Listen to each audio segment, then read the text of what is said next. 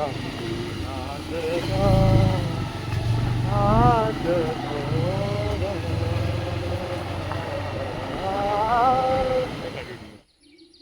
बघ कसले उतारतो सगळे ते. हे बघ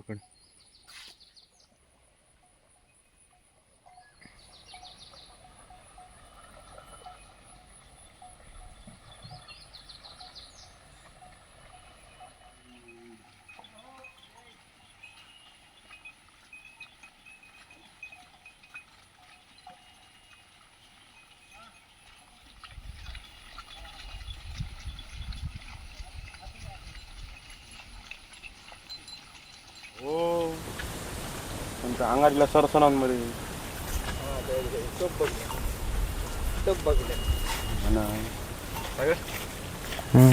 ते फराज छान भरून ठेवलेला खायला घ्यायचा घ्यायचा ह्याच्यात ओतून घेतो ते. चला रे येता बरं. अरे काय नाही काय करता आता तोच बघल्या काहीतरी मी काहीतरी घेऊन येतोय ना कसं वाटतं.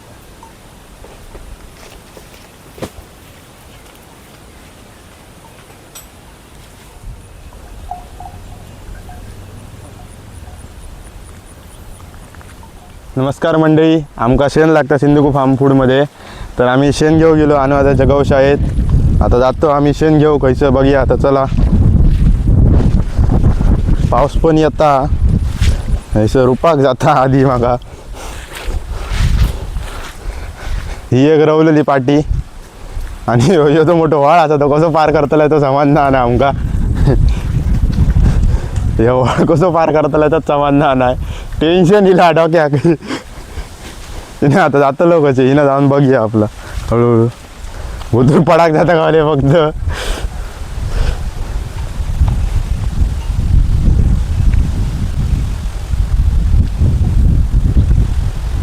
जाताना जातोय पण येताना क्षणाचा पोता असताना तर अडतलंय कसा इलय बाबा. चला तुम्ही पण या हळू. आता जाताना क्षणाचा पोता कसा वरतलो त्याला टेन्शन दिला आमका. चिखल केल्याने या ढोरांनी हो बघा घाण सगळी. गौशाळेत यावं म्हणजे लांब खूप काय म्हणजे गौशाळेचे हे मालक हे बघ जीवात जीवात लवकरी पुढे लवकरी गेली भुतूर.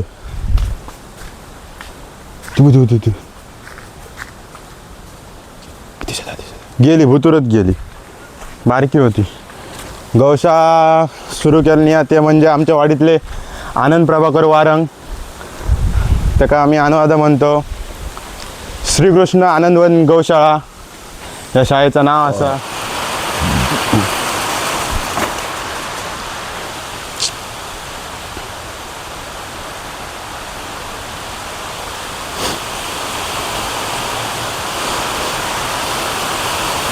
पाऊस इलो हा भरपूर पाऊस लागता. बारीक बारीक रिमझिम पाऊस चालू हा. आणि आम्ही गौशाळेत असतो आणि आमचं झेंडो लायलेलो हा तिरंग 15 ऑगस्टच्या दरम्यान. कसलं फडकता बघा मस्त पैकी फडफडीत करकरीत हा. हा हो मस्त पैकी बारीक बारीक पाऊस लागता. हा हा माका आधी नाही बरा या पावसात ओढी येतो माका.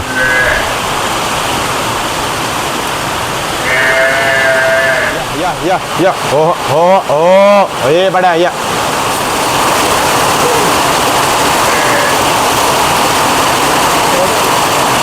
पाळशिलो रे कांत.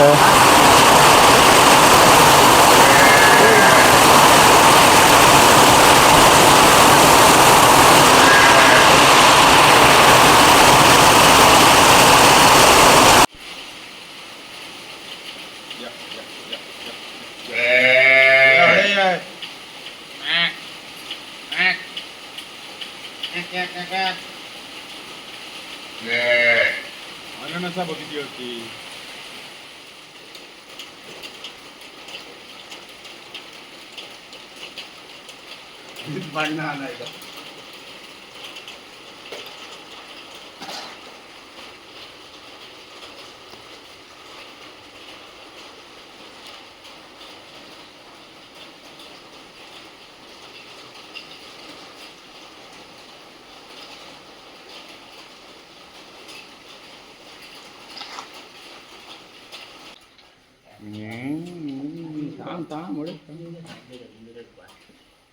याचं नाव मनू.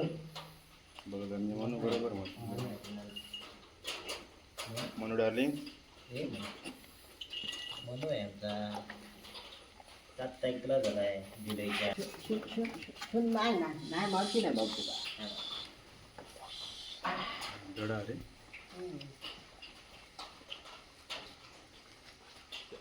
याका किती दिवस झाले? 4 दिवस. 4 दिवस झाले.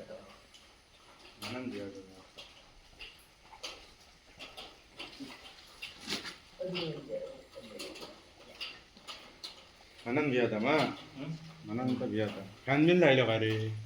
फॅन हो फॅन आहे. फॅन आहे, मॅट आहे, अजून आहे सुविधा करायची आहे. आम्ही व्यवस्थित झोपतो. गायीला झोपायला चांगली जागा पाहिजे ना. मग त्यांना खड्ड्यात बांधून कसं जाणार? मॅट बरा घातलं पण बरा.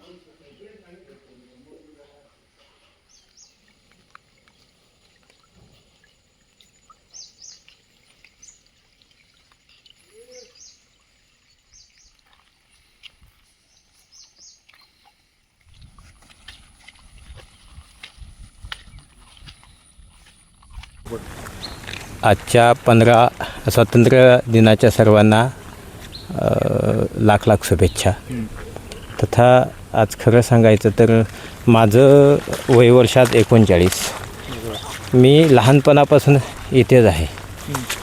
लहानपणापासून निसर्गाची आवड, पशुपक्ष्यांची आवड तथा गोमातांची आवड या अनुषंगाने आज 2 वर्ष झाली आज मी गोशाळा ओपन केलेली आहे. हेतू एकच आहे की विषमुक्त अन्नाची निर्मिती व्हावी, लोकांनी विषमुक्त अन्न खावं तथा जो पुढचा जो पिढी आहे ही 100 वर्ष जगली पाहिजे. कारण आज आम्ही जे विषयुक्त अन्न खातो आहे, प्रत्येकजण खातो आहे, फर्टिलायझर खतं मारून मारून आज जमिनींची वाट लावली आहे. हे कुठेतरी थांबलं पाहिजे, चित्र बदललं पाहिजे आणि सर्वांनी विषमुक्त अन्न खाल्लं पाहिजे. हिची सुरुवात कोण करणार हो? आम्हीच केलं पाहिजे ना.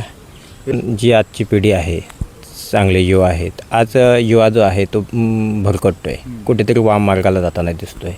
तो जाता कामा नये. तो कुठेतरी निसर्गाच्या सानिध्यात आलं पाहिजे.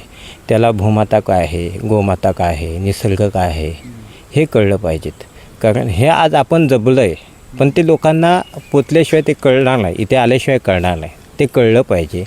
लोकांनी इथल्या जे हे आहे, इथलं जे राहणीमान आहे, इथलं जे निसर्ग सौंदर्य आहे ते अनुभवलं पाहिजे.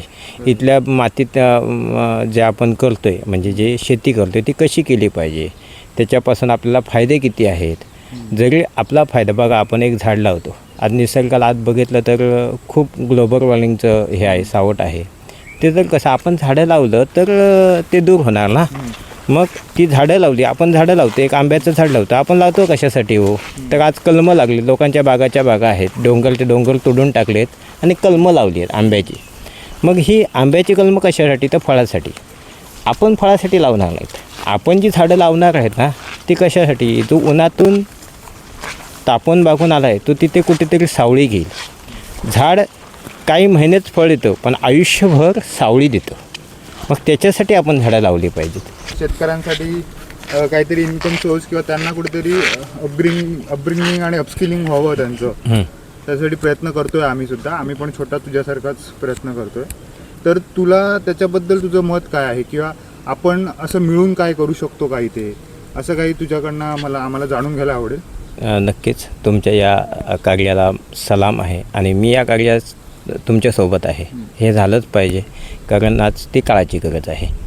कारण तुम्ही जे करता, मी एकटा काही करू शकत नाही. एकमेकाचं सहाय्य करू अवघे धरूची सुपंत या उक्तीप्रमाणे आपण सर्व एकत्र आलो, विचार एकत्र आले तर हे काही अशक्य नाही. नक्कीच हे म्हणजे ॲक्च्युली खूप इफेक्टिव्ह वाटतं आणि यातून खूप जण काही गोष्टी शिकू शकतात जे मुंबईतून गावी येतात सुट्टीत म्हणा किंवा ज्यांना काही अनुभव घ्यायचा असतो इकडचा. आणि आम्ही सुद्धा सिंधुको आणि तू जसं बोलतोय तुमची जी आता गोशाळा आहे आणि तुझ्या माध्यमातून आपण कोलॅबरेटिव्हली असं काहीतरी काम नक्कीच करूया येणाऱ्या काळात आणि एक अशी इथे एक शाळा तयार करूया जेणेकरून इथे लोक येतील, अनुभव घेतील आणि एक चांगला शाश्वत पर्यावरणपूरक इन्कम सोर्स जनरेट होईल, जनरेट ज्याच्यातून आपण आपलं जीवन जगू शकतो समाधानाने. बरोबर.